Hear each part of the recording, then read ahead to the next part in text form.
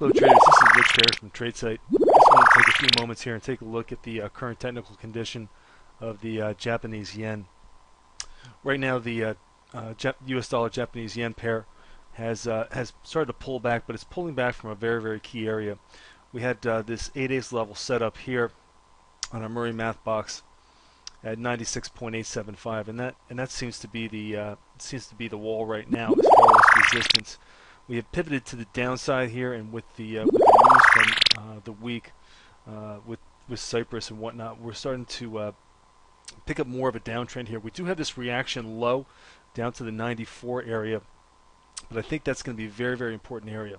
Not only is it the origin of the breakout from this consolidation before on into this push up here, it's also just in the neighborhood of the 4/8 level in the Murray math box here at 93.75.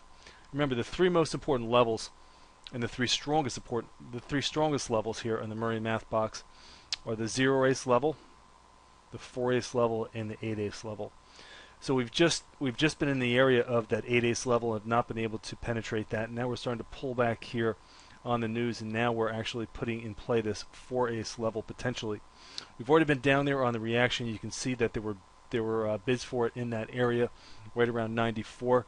So going forward, if we get down to that 94 area, just keep in mind that we've got the retest of the reaction low from the weekend news, and then we also have potential important support here from the Murray math box. Well, let's take a look at the condition of the weekly chart.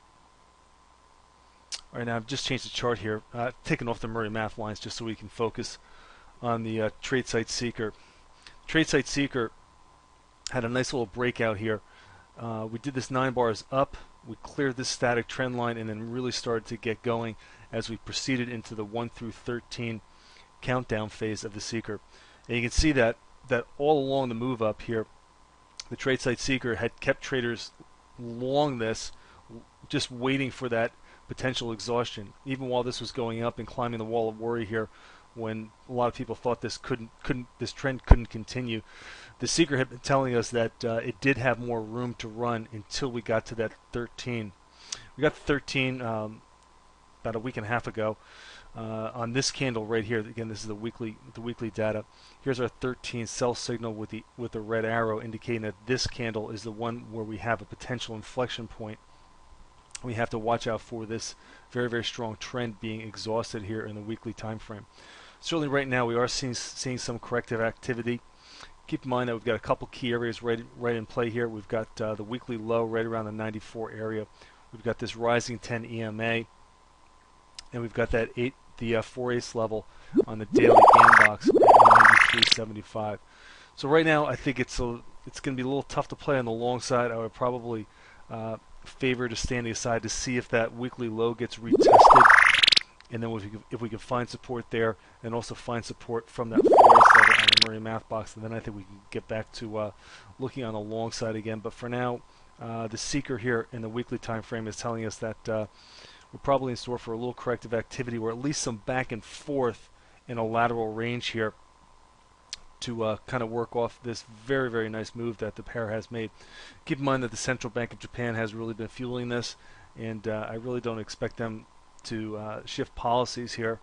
But at the same time, the market forces are what they are, and they will impact price here. So I do think that the central bank is still invested in keeping this trend in place.